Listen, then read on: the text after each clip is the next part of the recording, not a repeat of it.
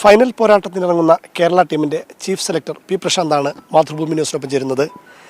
കേരളത്തിനിപ്പോൾ ഇത് സെലക്ടറായിട്ട് മൂന്നാമത്തെ വർഷമാണ്. എങ്ങനെയുണ്ട് ഇപ്പോൾ ഫൈനലിലേക്ക് എത്തിയിരിക്കുകയാണ്. ത്രൂ ഔട്ടൊരു ജേണി എങ്ങനെയാണ് കാണുന്നത് കേരള ടീമിൻ്റെ? നല്ല ജേണിയാണ്. കഴിഞ്ഞ 2 വർഷമായിട്ട് നമ്മൾ T20യിലാണ് കുറച്ചുകൂടെ നല്ല T20 വൺ ഡേയ്സിലാണ് നല്ല പെർഫോം ചെയ്തത്. അതുപോലെ ഇത്തവണ രഞ്ജി ട്രോഫി പുതിയ കോച്ച് വന്നു. അപ്പം നമ്മൾ ടഫ് പൂളായിരുന്നു. ടഫ് പൂളിൽ നിന്നാണ് നമ്മളിപ്പം ഈ ഒരു ഫൈനൽസിലോട്ട് എത്തിച്ചേർന്നിരിക്കുന്നത്. അപ്പം ഒരു നല്ല യൂണിറ്റ് ഓഫ് ഒരു കോർ, ഒരു ബെഞ്ച് ഓഫ് സപ്പോർട്ട് സ്റ്റാഫും പിന്നെ KCയുടെ നല്ല ഒരു സപ്പോർട്ടും എല്ലാവരുടെ സൈഡിൽ നിന്നും, എസ്പെഷ്യലി വിനോദേട്ടൻ, പിന്നെ നമ്മുടെ കോച്ചിനായിരുന്നാലും കോച്ചിൻ്റെ നമ്മളെ വർക്ക് എത്തിക്സ് നല്ലതായിരുന്നു. നമ്മൾ കണ്ടിന്യൂസ് നമ്മൾ സ്ട്രിക്റ്റായിട്ട് പ്രാക്ടീസും കാര്യങ്ങളും, അത് മണിക്കൂറോളം പ്രാക്ടീസും കാര്യങ്ങളും നമ്മൾ ചെയ്തു. അപ്പോൾ അതുപോലെ തന്നെ നമ്മുടെ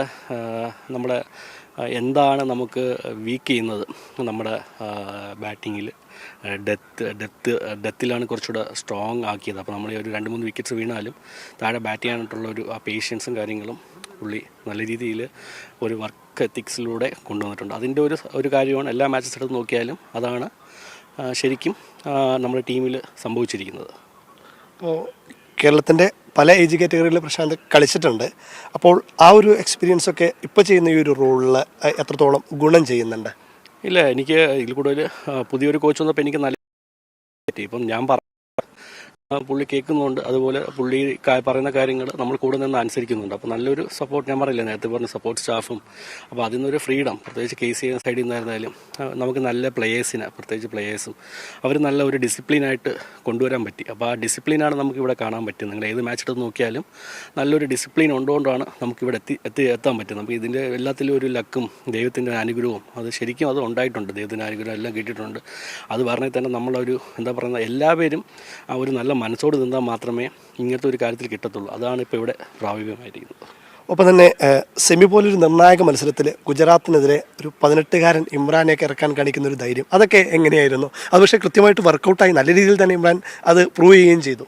ശരിക്കും അതൊരു കോൺഫിഡൻസ്, ഒരു ഫസ്റ്റ് മാച്ച് എന്നുള്ള ഒരു ബാറ്റിങ്ങിലാവാൻ കാണിച്ചില്ല. ഫസ്റ്റ് ബോൾ തന്നെ ബൗണ്ടറി അടിച്ച് തന്നെ നമുക്ക് തന്നെ ഷോക്കായി. ആ കോൺഫിഡൻസ് കാണിച്ചു. അതുപോലെ തന്നെ നമുക്ക് ആ സെക്കൻഡ് ഇന്നിങ്സ് വന്നപ്പോൾ സച്ചിൻ ബേബി ഔട്ടായപ്പോഴും ആ ബാറ്റിങ്ങിൽ ആ ഒരു കോൺഫിഡൻസോടെ അവൻ ബാറ്റ് ചെയ്യാൻ നിന്നു. അപ്പോൾ അത് കാരണം വെച്ച് കഴിഞ്ഞാൽ ഇമ്രാൻ നമ്മൾ ഇത്തവണ തീരുമാനിച്ച 19 ഇപ്പം നല്ല പെർഫോം ചെയ്ത ഇപ്പോൾ യങ്സ്റ്റേഴ്സിനും കൂടി ഇപ്പം നമ്മുടെ കുറേ സീനിയേഴ്സ് പ്ലേയേഴ്സ് ഉണ്ട്. അപ്പോൾ നമ്മൾ ഇതിനോട് യങ്സ്റ്റേഴ്സിനും കൂടി ആഡ് ചെയ്തിട്ട് നല്ലൊരു കോർ ബെഞ്ചായിട്ട് കൊണ്ടുപോകാന്നുള്ളത് KCയുടെ സൈഡിൽ നിന്ന് നമ്മളിപ്പം 18 പേര് അല്ലെങ്കിൽ 19 പേര് നമ്മൾ ഈ യങ്സ്റ്റേഴ്സിനെ നല്ല പെർഫോം ചെയ്ത ആൾക്കാരെയും കൂടെ ട്രാവൽ ചെയ്യാനായിട്ടുള്ള പെർമിഷനും കിട്ടിയിട്ടുണ്ട്. അപ്പോൾ അങ്ങനെ നെറ്റ്സും കാര്യങ്ങളും ഒരുപാട് ചെയ്തപ്പോൾ നമുക്ക് ആ ഒരു കോൺഫിഡൻസ് കിട്ടി. ഇമ്രാൻ്റെ ഇപ്പം വരുണും അതുപോലെ, ഇപ്പം വരുൺ ഫസ്റ്റ് മാച്ചിൽ ഒന്നും ചെയ്യാൻ പറ്റിയില്ലെങ്കിലും ഇമ്രാൻ്റെ സൈഡിൽ നിന്ന് അത് ഉണ്ടായിട്ടുണ്ട്.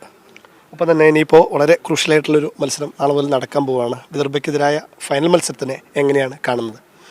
വിദർഭ നമ്മളെ സെമി ഫൈനൽസ് നമ്മളെ നാട്ടിൽ വന്നിട്ട് തോപ്പിച്ചിട്ട് പോയതാണ്, കൃഷ്ണഗിരി വെച്ചിട്ട് തോപ്പിച്ചിട്ട് പോയതാണ്. അപ്പോൾ ഒരു നല്ലൊരു മധുര പ്രതികാരം തന്നെ ചെയ്യാൻ പറ്റിയ ഒരു അവസരമാണ്. നമ്മൾ നല്ല രീതിയിൽ ചെയ്യുന്നുണ്ട് എല്ലാ മാച്ചസിലും. അപ്പോൾ അവരുടെ സ്ഥലത്ത് വന്നിട്ട് നമ്മളിങ്ങനെ ഒരു ഫൈനൽസ് നമ്മൾ ജയിച്ചിട്ട് പോകുന്നതിൽ കൂടുതൽ ഇപ്പോൾ നിങ്ങൾക്കറിയാം എടുക്കാനില്ല. നമ്മൾ 2 പൂനെയിലായിരുന്നാലും നമ്മൾ അവിടെ എല്ലാവരും അവരുടെ സ്ഥലത്ത് പോയിട്ടാണ് നമ്മൾ തോപ്പിച്ചിട്ട് വന്നിരിക്കുന്നത്. അപ്പോൾ ഇതും അതുപോലെ തന്നെ സംഭവിക്കും. അതിനുള്ള എല്ലാ ദൈവത്തിന് അനുഗ്രഹങ്ങളും ഉണ്ടാവുമെന്ന് വിശ്വസിക്കുന്നു. പുലിമടയിൽ ചെന്ന് പുലിയെ വീഴ്ത്തിയിട്ട് ഉയർത്തുന്ന കിരീടത്തിന് മധുരം കൂടും. ഇതൊരു എല്ലാവരും അങ്ങനെയല്ല. ഞാനൊക്കെ കളിച്ച് വരുമ്പോൾ തൊട്ട് നമ്മൾ രഞ്ജി ട്രോഫി എന്ന് പറഞ്ഞ ഒരു ഡ്രീമാണ്. എപ്പോഴും ഞാൻ പറയുന്നത് നമ്മൾ ടെസ്റ്റ് ക്രിക്കറ്റാണ് അതിൻ്റെ ഒരു എന്താ പറയുന്ന ഒരു ബ്യൂട്ടി.